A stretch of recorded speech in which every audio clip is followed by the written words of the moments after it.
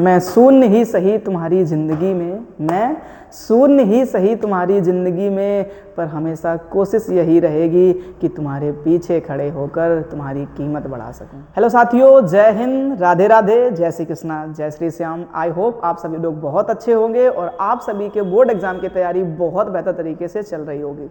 जैसा कि मेरे प्यारे साथियों आप लोगों को पता है कि हम इस चैनल पर आप लोगों के लिए एक मोस्ट इंपॉर्टेंट क्वेश्चंस की सीरीज चला रहे हैं और हम लोगों ने कल से अनसॉल्व्ड की सीरीज भी शुरू कर दी है। ठीक, अगर आपने वो लेक्चर देखा होगा तो आपको अच्छे तरीके से पता होगा। ठीक, फिलहाल थोड़ी और जानकारी क्या कि हमारे इस चैनल पर आपको फिजिक्स के और मैथ के भी इंपॉर्टेंट क्वेश्चंस की सीरीज चलाई जा रही है। ठीक है, तो जा करके देखिए और उन क्वेश्चंस को, बहुत इंपॉर्टेंट क्वेश्चन वहां पर आपको करवाए जा रहे हैं। अगर आपने वो सारे के सारे फिजिक्स और मैथ के क्वेश्चंस कर लिए, मैं वादा करता हूं आपसे कि आपके बोर्ड एग्जाम में बेहतर नंबर आने वाले हैं। ठीक है ना, हम यहाँ पर आपको केमिस्ट्री के और ये मोस्ट इंपॉर्टेंट क्वेश्चन की सीरीज तो चल ही रही है। ठीक, और हमने कल से ही शुरू करी है अभी क्या, अनसॉल्व्ड की सीरीज। ठीक, तो अनसॉल्व्ड पेपर भी सॉल्व करवाने लग गए हैं। ठीक है, तो चैनल पर जाइएगा और देखिएगा जाकर चीज़ों को मजेदार तरीके से आपको समझ में आने वाली है। फिलहाल आज जो हम आप लोगों के लिए मोस्ट इंपॉर्टेंट क्वेश्चन लेकर के आए हैं वो दो मोस्ट इंपॉर्टेंट क्वेश्चन है।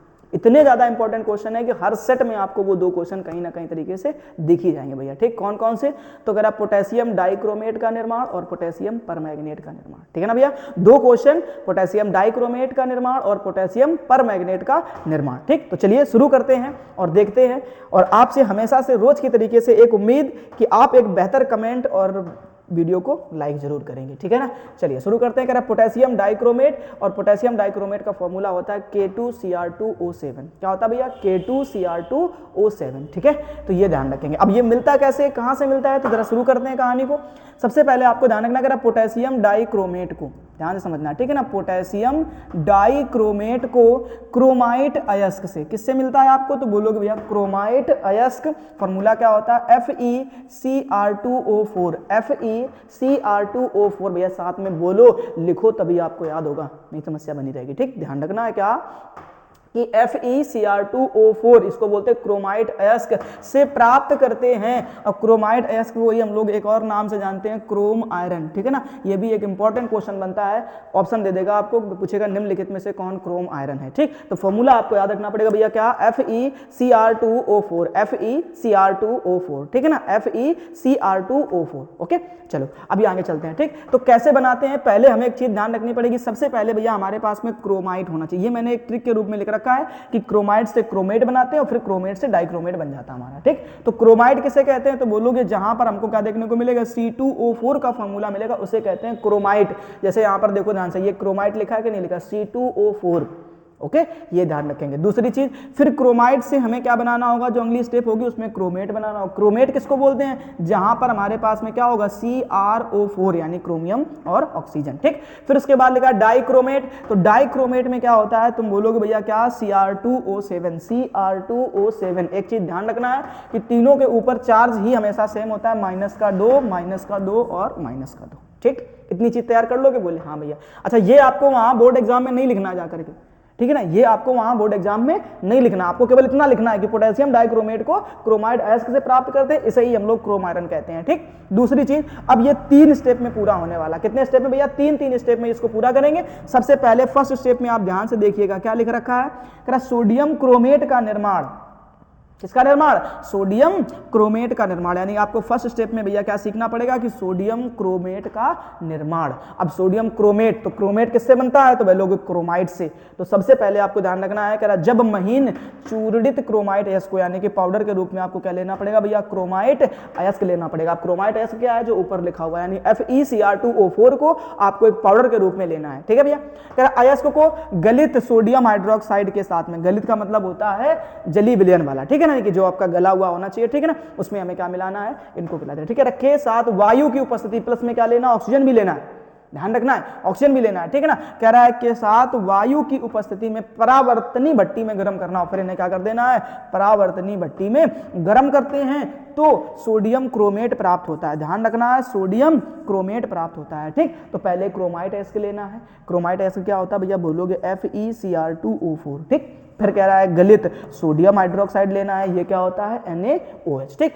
फिर कह रहा है वायु, तो वायु क्या होता है भैया ऑक्सीजन की उपस्थिति में परावर्तनी भट्टी में गर्म करना। कहां करना जा करके परावर्तनी भट्टी में गर्म करेंगे भैया। बोले ठीक है, कहानी पल्ले पड़ी, बोले हाँ ठीक। तो जब इसको गर्म करोगे तब आपको मिलेगा क्या क्रोमेट, क्रोमेट, क्रोमेट मिलेगा। ध्यान से देखो क्रोमेट मिलेगा, तो ये बन गया आपका सोडियम और ये हो गया क्रोमेट। देखो Cr2O4 लिखा है, ठीक है। चीजों को बड़े ध्यान से समझना भैया, 3 नंबर पक्के हैं, इस बात को मान लो, ये कहीं नहीं जाने वाले अगर आपने ये 2 क्वेश्चन तैयार कर लिए, ठीक। तो ध्यान रखना Na2Cr O4, ठीक। फिर क्या कह रहा है आपसे कि Fe2O3, दूसरी हमें क्या मिलेगा बेटा Fe2O3 और क्या बाहर हो जाएगा हमारा जल बाहर हो जाएगा, ठीक। इस तरीके से ध्यान रखना, ठीक। एक नंबर याद कर लीजिए आप, जैसे हमने क्या बोला 4 16 7, इधर के लिए क्या याद रख लो 4 16 7, इधर याद रख लो 8 2 8, 4 16 7 8 2 8, ठीक। ये याद कर लो ताकि रिएक्शन बैलेंस हो जाए भैया, ठीक है ना। फटाफट से इसका स्क्रीनशॉट लो। अब हम लोग बातचीत करेंगे नेक्स्ट स्टेप के बारे में, ठीक। अब इसकी जो सेकेंड स्टेप है भैया वो क्या है, तो कह रहा है क्या कि सोडियम क्रोमेट का सोडियम डाइक्रोमेट में परिवर्तन, ठीक।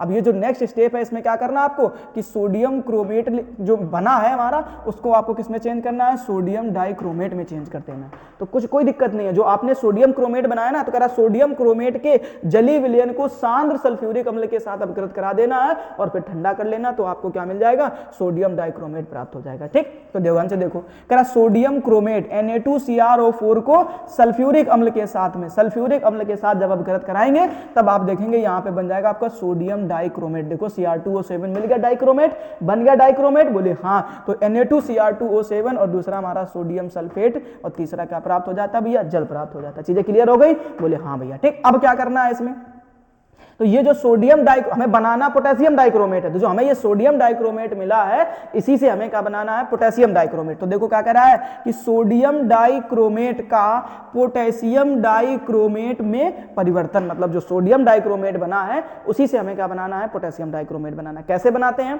चलो बात बातें देखते हैं। कह रहा सोडियम डाइक्रोमेट के विलयन को, अब जो सोडियम डाइक्रोमेट मिला है के विलयन को पोटेशियम क्लोराइड, पोटेशियम क्लोराइड क्या होता है KCl के साथ अपघृत करते हैं, जिससे हमें पोटेशियम डाइक्रोमेट का विलयन प्राप्त हो जाता है। तो ध्यान से देखो सोडियम डाइक्रोमेट क्या लिखा हुआ, सोडियम डाइक्रोमेट को किसके साथ में पोटेशियम क्लोराइड के साथ अपघृत कराते हैं, तब हमें यहां से क्या मिलता है पोटेशियम डाइक्रोमेट मिलता है। ध्यान से देखो सोडियम डाइक्रोमेट को पोटेशियम क्लोराइड के साथ अपघृत कराने पर पोटेशियम डाइक्रोमेट प्राप्त होता है और दूसरा जो हमें मिलेगा वो क्या मिल जाएगा NaCl यानी कि सोडियम क्लोराइड, ठीक। बात समझ में आई नहीं है मेरे भाई, जरा ध्यान से समझ लो, ठीक। तो ये आपका एक क्वेश्चन 3 नंबर का फिक्स हो चुका है भैया, अगर आपने अच्छे से तैयार कर लिया है तो, ठीक है। फटाफट से इसका भी स्क्रीनशॉट ले लो। आगे देखते हैं हम लोग नेक्स्ट क्वेश्चन की तरफ चलते हैं। अभी नेक्स्ट क्वेश्चन जो हमारे पास में लिख रखा है वो क्या लिखा गया भैया, कह रहा पोटेशियम पर मैग्नेट का निर्माण। ये भी इंपॉर्टेंट क्वेश्चन है, 2 हैं, दोनों भाई हैं, ध्यान रखना है। पोटेशियम डाइक्रोमेट, पोटेशियम पर मैग्नेट, ठीक। ये दोनों सगे भाई हैं और दोनों में से किसी ना किसी एक को पूछा जरूर जाता है एग्जाम में, ठीक। तो कह रहा पोटेशियम पर मैग्नेट का निर्माण करना है,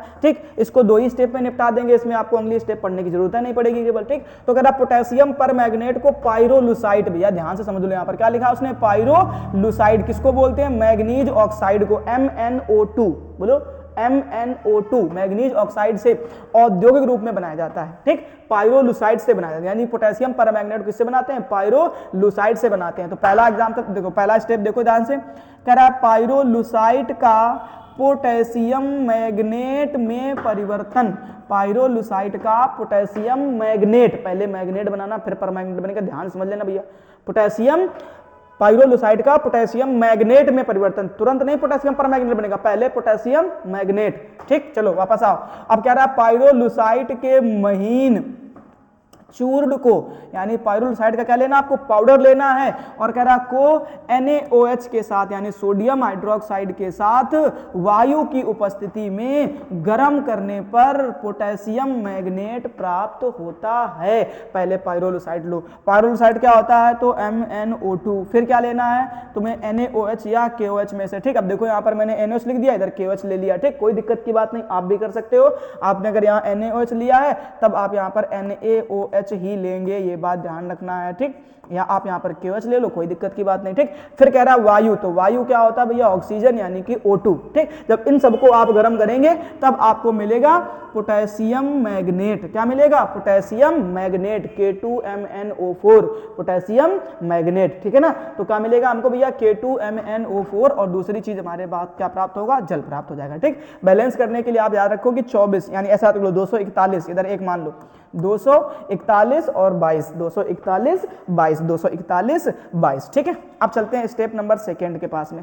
अब कह रहा है स्टेप नंबर सेकेंड में आपसे पूछा है कि पोटेशियम मैग्नेट जो हमें मिला ना K2MnO4 का पोटेशियम पर मैग्नेट में परिवर्तन कैसे करेंगे। देखो कह रहा पोटेशियम मैग्नेट के ऑक्सीकरण द्वारा, अब इसका क्या कराना है, ऑक्सीकरण करा देना है जल की साथ में, ठीक। तो कह रहा है द्वारा पोटेशियम परमैग्नेट प्राप्त हो जाएगा भैया, ठीक। तो आपको यहां पर क्या लेना है, पोटेशियम मैग्नेट लेना है और जल का एक मॉलिक्यूल लेना है और ऑक्सीकरण करा देना है, ठीक। जब आप कराएंगे तब आप देखेंगे आपको क्या देखने को मिलेगा, यहाँ पर पोटेशियम परमैग्नेट यानी KMnO4, ठीक। और दूसरा जो हमें मिलेगा वो क्या मिलेगा, KOH मिल जाएगा। चीजें क्लियर हुई कि नहीं हुई, बोले भैया बेशक क्लियर होगी, अभी कोई समस्या नहीं है हमको, ठीक है ना। तो चलिए आज के लेक्चर में केवल इतना ही। ये मोस्ट इंपॉर्टेंट क्वेश्चन मैं जो आपके लिए लेकर के आया था, आपको पसंद आए होंगे उम्मीद करता हूं। अगर चीजें पसंद आई हैं तो वीडियो को लाइक कर दीजिए और हर रोज के तरीके से एक प्यारा सा कमेंट करके जरूर जाइएगा, ठीक है ना भाई।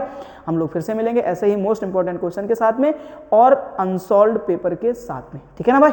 चलिए तो आज के लेक्चर में केवल इतना ही। जय हिंद, राधे राधे, जय श्री कृष्ण।